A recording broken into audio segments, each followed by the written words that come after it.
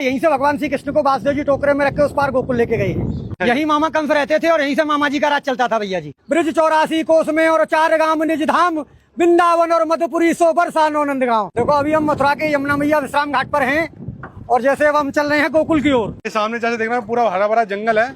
जंगल नहीं है ये, अच्छा, इसको बोलते हैं वृंदावन। वृंदावन, हाँ, ये भगवान श्री कृष्ण की गौचार भूमि है। भगवान गोकुल से गैया चराते हुए और ऐसे वृंदावन जाते थे भैया जी। देखो ये इधर दिखाइए, ये सामने है गोकुल गेट। जब भगवान को रात को 12 बजे वासुदेव जी टोकरे में रख के उस पार से इस पार गोकुल लेके आए हैं। इत मथुरा इत गोकुल नगरी, बीच बहते हैं यमुना गहरी, तो भगवान को यहीं से लेके आए। तो भैया जिस तरीके से मथुरा आज से मतलब 100 साल पहले रहा हुआ, आज भी वैसे नहीं, 100 साल नहीं। मथुरा द्वापर में भी थी, मथुरा त्रेता में भी थी और मथुरा आज भी है और अनंत काल तक रहेगी। मथुरापुरी को ब्रजमंडल बोला जाता है। अब देखो ये सामने कंस का किला है भैया जी। अच्छा, यही मामा कंस रहते थे और यहीं से मामा जी का राज चलता था भैया जी। मतलब कि वो रहते यहाँ पे थे। हाँ। और जेल उन्होंने कहीं और बनाई। जेल 1 किलोमीटर है यहाँ से। जो भगवान श्री कृष्ण का जन्म हुआ, देवकी वसुदेव जी को कंस बंद कर रखता, वो 1 किलोमीटर है यहाँ से। और कंस का अखाड़ा यहाँ से 1.5 किलोमीटर है, जहाँ भगवान का कंस के साथ में युद्ध हुआ है। क्योंकि भगवान के साथ में कंस का जो है शस्त्र युद्ध नहीं हुआ, मल्ल युद्ध हुआ। भगवान ने ब्रज में 4 चीज तो की नहीं। कभी पैर में पादुका नहीं पहनी भगवान ने।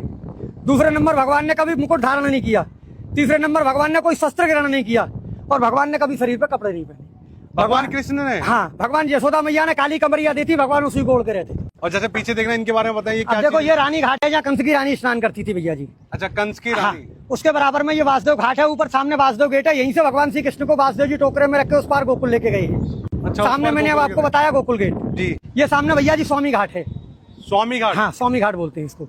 ये इधर संत घाट है भैया जी। अभी जैसे ये आपने मुझे बताया था कि किला था ये कंस का, तो इस किले में जाने दिया जाता था? नहीं, उसमें एंट्री नहीं मिलेगी। ऐसा है, पूर्वजों के जमाने से ये बताते हैं कि इसमें कुछ शोध करता गए थे जो कभी वापस नहीं आए, इसलिए सरकार ने उसको बैन कर दिया। मथुरापुरी में सबसे बड़ा पर्व बहन भाई का होता है। कार्तिक महीना में भाई दूज के दिन जो भाई बहन मथुरापुरी में हाथ पकड़ के स्नान करते हैं वो कभी यमलोक में नहीं जाते। ऐसा वरदान धर्मराज ने यमुना मैया को दिया है।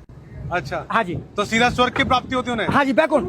और जैसे देखने में पुराना काशी जैसा लगता है। हाँ जी। जैसे बनारस भी गया हूँ। हाँ जी। तो मुझे देखने में ऐसा लग रहा है। तो बनारस से कुछ? अब देखो ये गुदरिया घाट है भैया जी। ये द्वारकानाथ घाट है सामने, ये द्वारकाधीश की हवेली है। अच्छा, हाँ जी। तो जैसे मैं पूछूं कि बनारस के जैसा लगता है, बनारस की कुछ मान्यता है यहाँ पे? नहीं, बनारस की तो जितने भी तीर्थ हैं 4 महीने सब ब्रज में निवास करते हैं भैया जी। सावन भादों क्वार कार्तिक। जैसे लोग कहते हैं देव सो गए, तो देवता कभी सोते नहीं भैया जी। उनकी सबकी ड्यूटी ब्रज में लगती है।